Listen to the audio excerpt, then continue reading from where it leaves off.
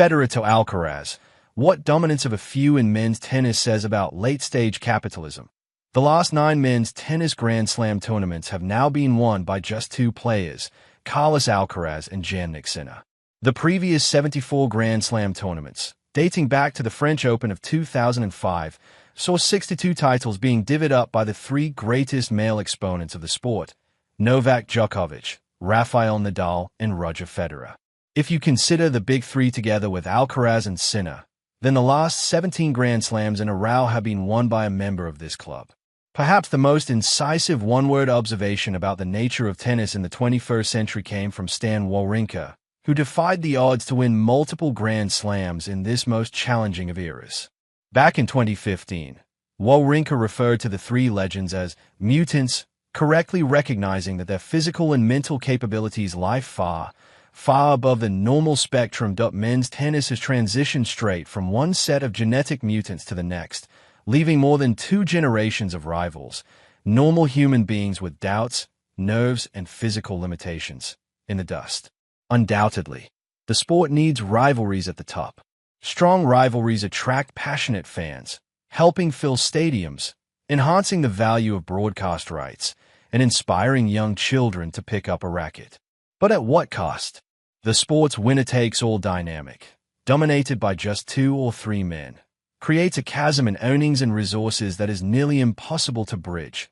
With only the top 100 male and female players earning a living solely from tournament winnings, tennis mirrors the brutal realities of modern, late-stage capitalism, a landscape defined by extreme income inequality and oligopolistic power. The elite players fly on private jets with large entourages to manage every last detail of their nutrition, health, physique, technique, equipment, scheduling, and mental conditioning, while the rest have to stretch every last dollar just for the chance to compete, minus the advantages enjoyed by those at the top. Alcaraz's triumph in Australia makes him the youngest ever to achieve the career Grand Slam. No praise is too high for his luminous all-court game, electric shot-making, relentless self-belief, and positivity. However, the absence of rivals who can compete with Alcaraz and Sinner should be cause for concern, coming in the wake of such a lopsided 2 decades of men's tennis. Still, this Australian Open was not without some green shoots. The continued ascent of American left-handers Ben Shelton and Lona Tien is a sign that God loves tennis fans and wants them to be happy. Tennis without left-handers who can compete at the highest levels and exploit the gorgeous geometry of the court is like food without adequate seasoning, palatable but dull.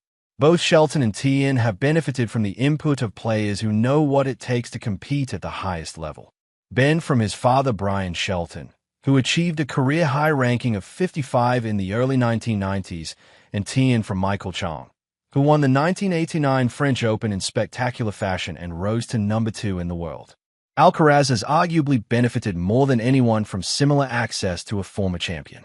The Spaniard's evolution from a sporting family has a couple of striking similarities with his Spanish predecessor, Nadal.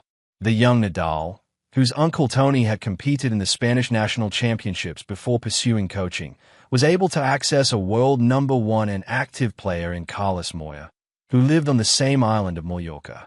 Alcaraz was similarly blessed. His father played national-level tennis in Spain before quitting to become a coach and administrator at a club in El Palmar, one that Carlos' grandfather and granduncle helped build.